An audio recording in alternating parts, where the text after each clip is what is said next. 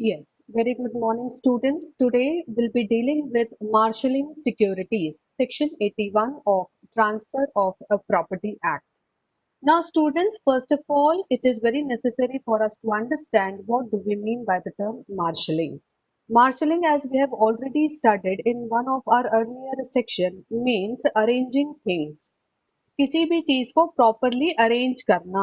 अब मॉर्गेज में मार्शलिंग का क्या कंसेप्ट है और यहाँ पे मॉर्गेज प्रॉपर्टीज का अरेंजिंग कैसा किया जाएगा या अरेंजमेंट कैसा किया जाएगा मॉर्गेज डेब्ट को सेटिस्फाई करने के लिए, as well as mortgager and mortgagee जो है उसके राइट्स कहीं पे भी प्रीजुडिशियली अफेक्ट ना हो, प्रीजुडाइज ना हो। और इस बात को ध्यान में रखते हुए how we are going to arrange the mortgage property in order to satisfy the mortgage debt, that is what actually we are going to study in this particular section.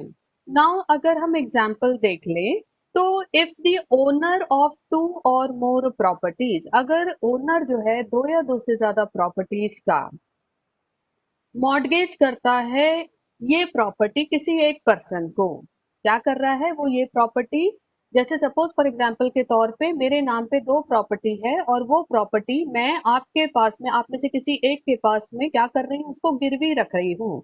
And then mortgages one or more of the properties to another person, जो property मैंने आपके पास में mortgage की है वो एक से ज्यादा प्रॉपर्टीज है, इनमें से ही एक प्रॉपर्टी उठा के मैं किसी और पर्सन के नाम पे भी क्या कर देती हूँ, मॉर्गेज कर देती हूँ। स्टूडेंट्स, एक बात ध्यान रखना जरूरी है कि जब हम मॉर्गेज क्रिएट कर रहे हैं, पहली बार भी जब हम मॉर्गेज क्रिएट कर रहे हैं तो हम absolute right in the property तो ट्रांसफर नहीं कर देते हैं, सिर्फ और सिर्फ पार्शियल इंटरेस्ट ही प्रॉपर्टी में ट्रांसफर करते हैं, है ना। क्योंकि सिर्फ और सिर्फ देखा जाए तो गिफ्ट या फिर सेल के द्वारा ही हम absolute right in the property transfer कर सकते हैं, बट जब भी कभी हम लीज क्रिएट करते हैं, जब कभी हम मॉर्गेज क्रिएट करते हैं तो हम क्या करते हैं, सिर्फ और सिर्फ जो partial interest in the property है वही ट्रांसफर करते हैं। तो यहाँ पे if the owner of two और मोर प्रॉपर्टीज, यानी मैं, if mortgages them to one person, यानी वो प्रॉपर्टी जो है मेरी एक या एक से ज्यादा प्रॉपर्टी वो मैं आपके पास गिरवी रख रही हूँ, and then mortgages one or more of the property to another person, और उसमें से ही एक या एक से ज्यादा प्रॉपर्टी मैं किसी और पर्सन के यानी थर्ड पर्सन के पास में भी गिरवी रख देती हूँ। द सब्सिक्वेंट मॉर्गेजी, तो वो जो सब्सिक्वेंट मॉर्गेजी है, बाद में जिसके पास में मैंने प्रॉपर्टी गिरवी रखी है, वो एंटाइटल रहेगा टू हैव मॉर्गेज डेब्ट get satisfied out of the properties not mortgage to him. तो वो जो सब्सिक्वेंट मॉर्गेजी है वो एंटाइटल रहेगा कौन सी प्रॉपर्टी में से, मॉर्गेज डेब्ट सेटिस्फाई करवाने के लिए, बोलने के लिए वो प्रॉपर्टी जो कि उसके पास में मॉर्गेज नहीं की गई है। तो जो सब्सिक्वेंट मॉर्गेजी है वो एंटाइटल रहेगा आपको बोलने के लिए कि आप वो प्रॉपर्टी में से मॉर्गेज डेब्ट पहले सेटिस्फाई कीजिए जो उसके पास में गिरवी नहीं रखी गई है।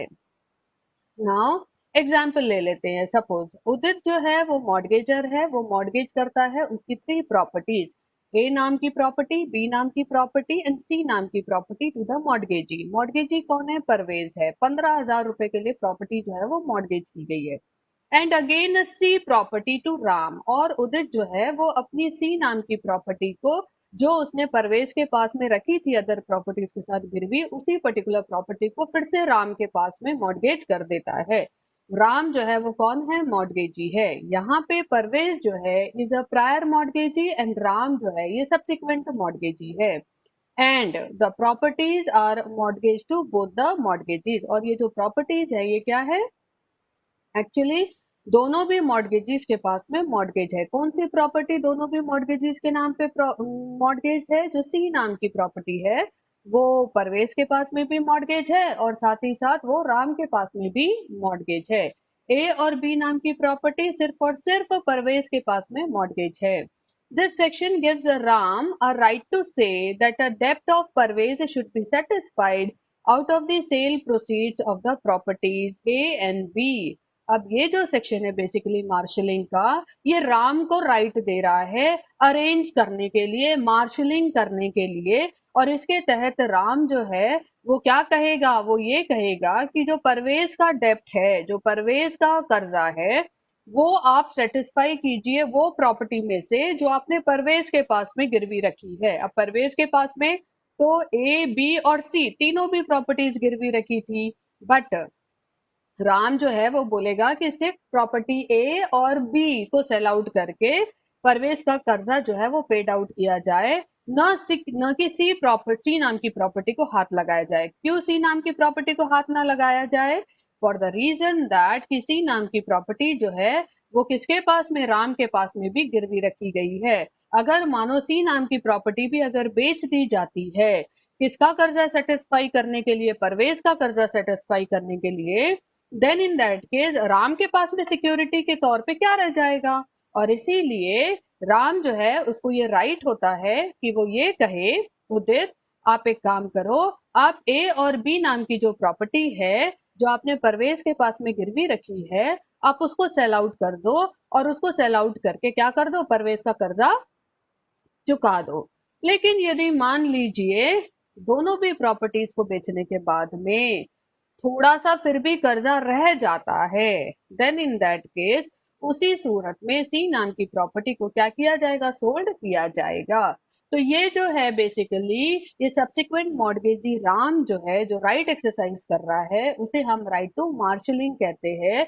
It means to arranging the securities in his favour as far as possible. ये जो राइट है ये सेक्शन इसके अंतर्गत कवर होता है। नेक्स्ट इज, अगर हम देखें कि ये जो अभी तक हमने एग्जाम्पल के साथ में प्रोविजन समझने की कोशिश की है, इसके इसेंशियल एलिमेंट्स क्या क्या है? सबसे पहले the mortgagee may be two और more persons but the mortgagor must be common. Mortgagor जो है वो कॉमन होना चाहिए और मॉर्गेजी दो या दो से ज्यादा लोग हो सकते हैं।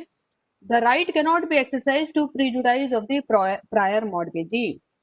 ये जो सब्सिक्वेंट मॉर्गेजी राइट एक्सरसाइज कर रहा है, ये प्रायर मॉर्गेजी के किसी भी तरीके से इंटरेस्ट को प्रिजुडाइज नहीं होना चाहिए। यानी प्रायर मॉर्गेजी का भी क्या होना चाहिए? सेटिस्फेक्शन होना चाहिए, और सब्सिक्वेंट मॉर्गेजी जो है उसका भी सेटिस्फेक्शन होना चाहिए।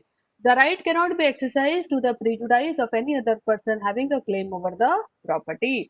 इसके अलावा जो कोई भी अदर लोग होंगे, जो कोई भी अदर लोग होंगे जिनका क्लेम होगा उस पर्टिकुलर प्रॉपर्टी के ऊपर, वो पर्टिकुलर प्रॉपर्टी के ऊपर यदि किसी और पर्सन का क्लेम है, तो ये जो राइट टू मार्शलिंग है ये कभी भी उन लोगों के राइट को भी क्या नहीं करेगा? प्रीजुडाइज नहीं करेगा। सपोज फॉर एग्जाम्पल के तौर पे स्टूडेंट्स मान लीजिए जब किसी भी प्रॉपर्टी का ऑक्शन निकलता है, तो जो पार्टीज हैं वो तो उसमें इन्वॉल्व रहती ही रहती हैं, बट इसके अलावा आपने देखा होगा न्यूज़पेपर में एक एडवर्टीजमेंट दी जाती है कि पर्टिकुलर प्रॉपर्टी जो है उसका ऑक्शन कैरी आउट किया जा रहा है। So whosoever is having a claim over the said property, वो प्रॉपर्टी का डिस्क्रिप्शन भी दिया जाता है। तो जिस किसी का भी क्लेम होगा उस पर्टिकुलर प्रॉपर्टी के ऊपर, वो अपने ऑब्जेक्शन जो है वो with in 7 days 10 days submit करे इस पर्टिकुलर ऑफिस में, है ना।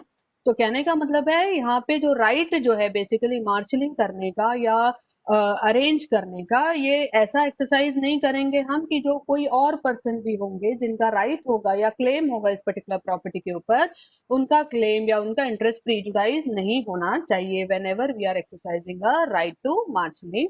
This is also what we have to keep it in mind.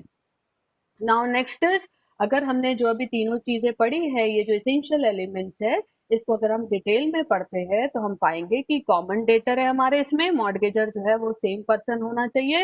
Both the prior and the subsequent mortgagee must have given the loan to the same person on the security of his properties. ठीक है। Next is no prejudice to the prior mortgagee. Marshalling जो है must not be prejudice to the interest of the prior mortgagee, और subsequent mortgagee जो है वो compel नहीं कर सकता है प्रायर मॉर्गेजी को कि वो प्रोसीड करे सिर्फ उन सिक्योरिटीज के अगेंस्ट में जो कि अपने आप में कैसी है? इनसफिशिएंट है। कहने का मतलब है जो ए और बी नाम की प्रॉपर्टी बेसिकली परवेज के पास में रखी गई थी गिरवी, यदि वो इनसफिशिएंट सिक्योरिटीज है परवेज का कर्जा सेटिस्फाई करने के लिए, तो राम उसको फोर्स नहीं कर सकता है परवेज को कि तुम वो देखो तुम्हारा बस उतना ही मिला तो कोई बात नहीं, अब उतना ही रख लो, अब मेरे पास की तो प्रॉपर्टी में हाथ नहीं लगाने दूंगा। This is what Ram can not say, for the reason that Ram को जरूर ये राइट है कि वो अरेंज करे, मार्शलिंग करे उन प्रॉपर्टीज का जो कि गिरवी रखी गई है, बट साथ ही साथ उसको क्या नहीं करना है, प्रायर मॉर्गेजी। प्रायर मॉर्गेजी कौन है, परवेज है, तो प्रायर मॉर्गेजी का इंटरेस्ट भी क्या नहीं होना चाहिए, प्रीजुडाइज नहीं होना चाहिए। Next is no prejudice to the other encumbrances, तो न सिर्फ पार्टीज बल्कि जो अदर एनकम्बरेंसर्स होंगे, अदर एनकम्बरेंसेस मतलब और अदर लोग होंगे जिनका भी क्लेम होगा उस पर्टिकुलर प्रॉपर्टी के ऊपर। तो जब कोई भी पर्सन राइट टू मार्शलिंग का राइट एक्सरसाइज कर रहा है, यानी सब्सिक्वेंट मॉर्गेजी जो राइट टू मार्शलिंग का राइट एक्सरसाइज कर रहा है, उसने क्या नहीं करना चाहिए, अपना राइट एक्सरसाइज करते हुए अदर एनकम्बरेंसेस के राइट्स को प्रिजुडाइज नहीं करना चाहिए। The right of marshalling can not be exercise so as to prejudice the rights of any other person who has for consideration acquired an interest in any of the properties. Now अगर मान लीजिए mutual agreement हो जाता है parties के बीच में, तो उसके क्या इफेक्ट देखने को मिलेंगे, तो ये बोलता है right to marshalling under this section is subject to contract to the contrary. It means that this right may be excluded by the parties to the mortgage by mutual agreement.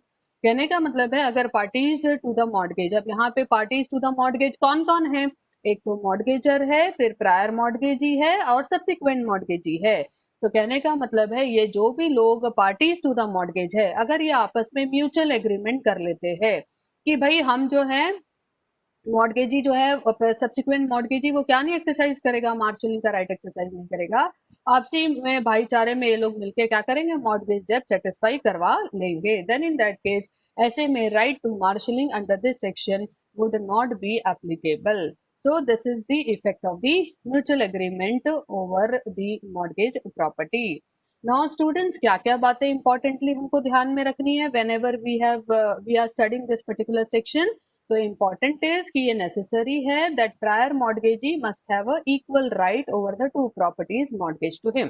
कहने का मतलब है जो प्रायर मॉर्गेजी है उसको भी equal right रहना चाहिए कि वो प्रॉपर्टी को मॉर्गेज कर सकता है, अकॉर्डिंगली उसके उसको सॉरी जो मॉर्गेज प्रॉपर्टी है उसको सेल आउट कर सकता है और अकॉर्डिंगली अपने प्रोसीड्स क्लेम कर सकता है। और अगर मानो इनसफिशिएंट पड़ जाती है securities, then in that case C नाम की जो प्रॉपर्टी यानी तीसरी प्रॉपर्टी जो सब्सिक्वेंट बेसिकली मॉर्गेज के पास में मॉर्गेज की गई है, उसको भी suppose if that particular property is already mortgaged with the prior mortgagee, वो उसको भी क्या कर सकता है, सोल्ड आउट कर सकता है। Next is where the rights are not equal there can be no marshalling. अगर मान लीजिए प्रायर मॉर्गेजी और सब्सिक्वेंट मॉर्गेजी को अगर हमने इक्वल राइट्स नहीं दिए, देन इन दैट केस वहां पे मार्शलिंग का कंसेप्ट हम अप्लाई नहीं कर सकते। Different fragments of the same property are not considered different properties. अगर मान लीजिए सेम प्रॉपर्टी है लेकिन उसके डिफरेंट डिफरेंट फ्रैगमेंट्स है, डिफरेंट डिफरेंट पोर्शंस हैं, देन इन दैट केस उसको हम डिफरेंट प्रॉपर्टीज कंसिडर नहीं करेंगे। कहने का मतलब है अगर प्रॉपर्टी एक ही है पर उसके अलग अलग पोर्शंस हैं, वो सब ज्वाइन टुगेदर है, उनको सेपरेट नहीं किया जा सकता, देन इन दैट केस उन प्रॉपर्टीज को हम डिफरेंट प्रॉपर्टीज कंसिडर नहीं करेंगे। नाउ एग्जांपल लो where one portion of the property already mortgage is subsequently mortgage to the another person, they will not be considered to be different properties. और ये जरूरी है दैट सिक्योरिटीज जो है वो should be on the same footing, same footing के ऊपर दोनों भी प्रॉपर्टीज को हमने क्या करना है, सिक्योरिटी करके रखना है। Now right to the purchasers. अब मान लीजिए सपोज फॉर एग्जांपल के तौर पे कोई परचेस कर लेता है पर्टिकुलर प्रॉपर्टी, मॉर्गेज के अंतर्गत रखी गई प्रॉपर्टी को यदि कोई परचेस कर लेता है तो उसका कोई राइट एडवर्सली अफेक्ट हो सकता है क्या, तो सेक्शन 56 जो है वो बेसिकली रिकॉग्नाइज कर रहा है राइट ऑफ परचेसर को। इसके अनुसार जो भी प्यूसिन मॉर्गेजी होता है having a right of marshalling against a prior mortgagee does not loses his right because he has purchased the equity of redemption। अब इस बात को एग्जांपल से समझने की कोशिश करते हैं। ए जो है वो मॉर्गेज करता है अपनी प्रॉपर्टी एक्स एंड वाई को, ए जो है वो क्या कर रहा है, मॉर्गेज कर रहा है अपनी प्रॉपर्टीज एक्स एंड वाई, किसको, बी को। ए मॉर्गेज कर रहा है अपनी एक्स नाम की प्रॉपर्टी एंड वाई नाम की प्रॉपर्टी बी को। ए जो है बाद में इसी एक्स नाम की प्रॉपर्टी को सी के पास भी गिरवी रख देता है। In enforcement of his security C brings X property to sale. अब जो सिक्योरिटी को एनफोर्स करने के पर्पज से, सिक्योरिटी को एनफोर्स करने के पर्पज से क्योंकि मान लीजिए ए ने जो मॉर्गेज लोन लिया था वो पे नहीं किया सी को, तो सी ने क्या किया, जो उसके नाम पे जो उसके पास में प्रॉपर्टी गिरवी रखी गई थी एक्स नाम की, उसने उस पर्टिकुलर प्रॉपर्टी को सेल्ड आउट कर दिया। और सोल्ड आउट भी कैसे किया, उसने उस प्रॉपर्टी को खुद ही परचेस कर लिया। ठीक है, then B obtains an order for a sale on his mortgage. ना बी जो है वो ऑर्डर ऑब्टेन करता है कि वो भी जो प्रॉपर्टीज उसके पास में गिरवी रखी गई है उसको वो सेल कर सकता है। Now C was held entitle to require B to bring Y to sale first and release his security as far as possible out of the Y property only. तो कहने का मतलब है सी को राइट ऑफ मार्शलिंग के अंतर्गत ये right है कि वो बी को बोले कि आप क्या करो, भले ही एक्स और वाई नाम की प्रॉपर्टी आपके पास में गिरवी रखी गई थी, बट क्योंकि एक्स नाम की प्रॉपर्टी तो मैंने परचेस कर ली है, तो आप जो है वो अभी क्या करो, सिर्फ वाई नाम की प्रॉपर्टी को पहले बेचो और कोशिश करो कि उसी से ही आपका पूरा मॉर्गेज डेट जो है वो क्या हो जाए, सेटिस्फाई हो जाए। So this is the student actually the right to purchaser. यहाँ पे हमारा देखा जाए तो मार्शलिंग यहाँ पे कंप्लीट होता है this particular section. I hope you have understood the concept of marshalling as well as marshalling जब हम मॉर्गेज प्रॉपर्टी पे करते हैं तो कैसे करते हैं, this is what we have dealt today. I hope you have understood the concept. Thank you very much for attending this session. Thank you.